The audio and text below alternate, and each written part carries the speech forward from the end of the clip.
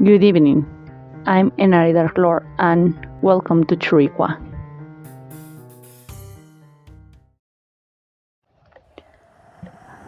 I am originally from Real de Catorce.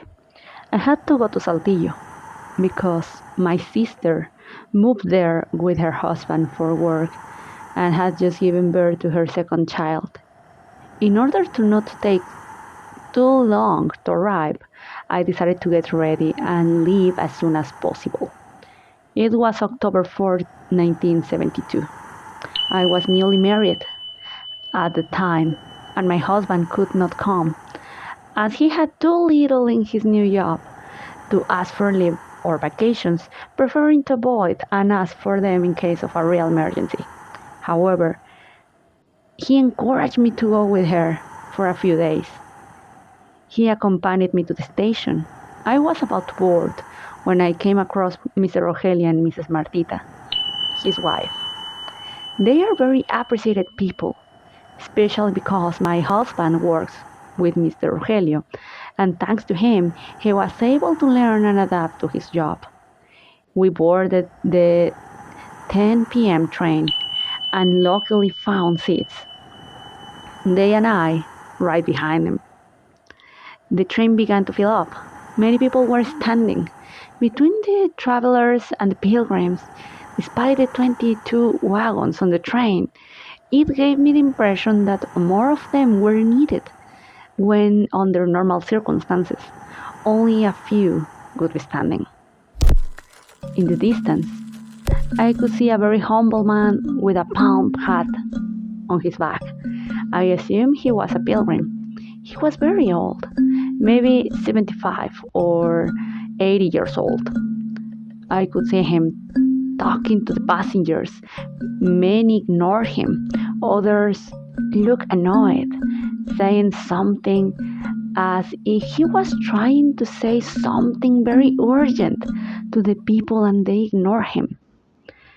With all the noise, we could only hear what the others were saying when he was very close to each other. Little by little, he came closer until it was our turn.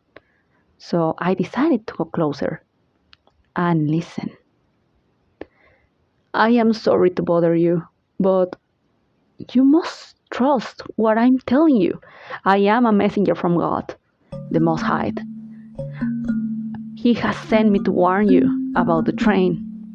It will not arrive to Saltillo. We are all going to die. He's coming, and something bad will happen to us if we stay. We must get off. Hey, how do you know? God the Most High has sent me and asked me to warn as many people as possible. Listen to my words and get off the train. His voice sounded serious, with despair and pain. You could see the tragedy drawn on his face. Shortly after saying that, he left.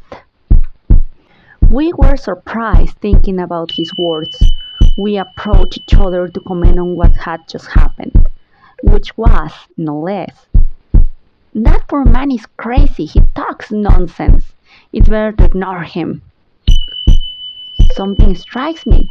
He seemed convinced, terrified, I said.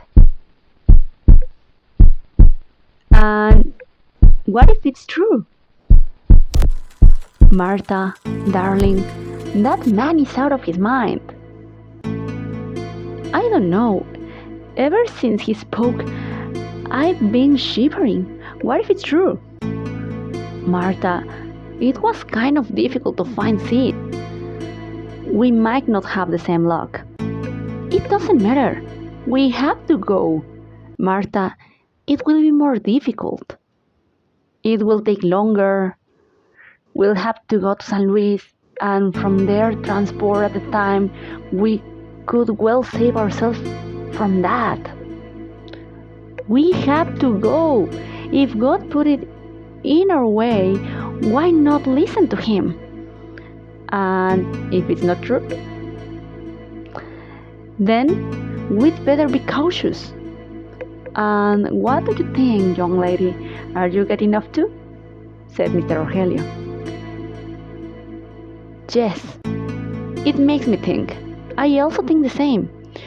So much fear, and that he has taken the time to talk to so many people gives me food for thought. Well, let's go then. Shortly after this, we took our luggage and got off. To our surprise, a few other people did. Most of them stayed. Once back at the station, I suggested waiting for a train to San Luis and from there taking another train, when Mr. Rogelio had an idea. He had a good friendship with some other machinist and agreed that a freight train would pass by at 11 and that he would ask for a ride for us and a few other acquaintances who got off the train. The time came and the freight train stopped to rest and buy something to eat. There, Mr. Rogelio took the chance to talk to him. Then he gladly accepted. That was how we traveled to San Luis, and from there we would see how to get to Saltillo. When, to our surprise, terrible news awaited us at our arrivals. On the news, we heard that the train to Saltillo had derailed at about 11:25 p.m. at Puente Moreno. On our way, we learned even more that the whole thing was a hell, or even worse.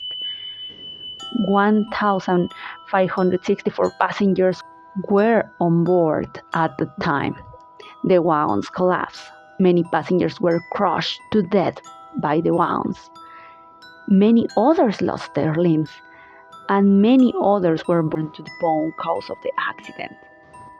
As far as I know, they said that 234 people died, but for such a tragedy and hell, many of us believe there were many more.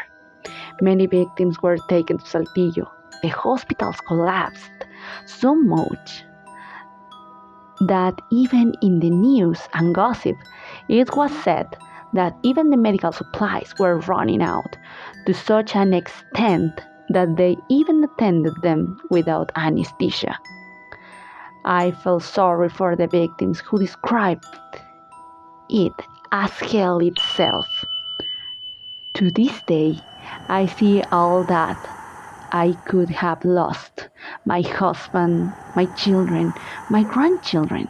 My life, and I am grateful for having put that good man in our path, because it hadn't been for him, we couldn't have been in that number among those passengers who suffered that hell, and nothing guaranteed that we could survive that hell. To this day, many machinists claim to hear wailing screams, and there are even some who claim to see a man wearing the same clothes as Saint Francis of Assisi, who is believed to have come to the aid of those souls who suffer in such a hell.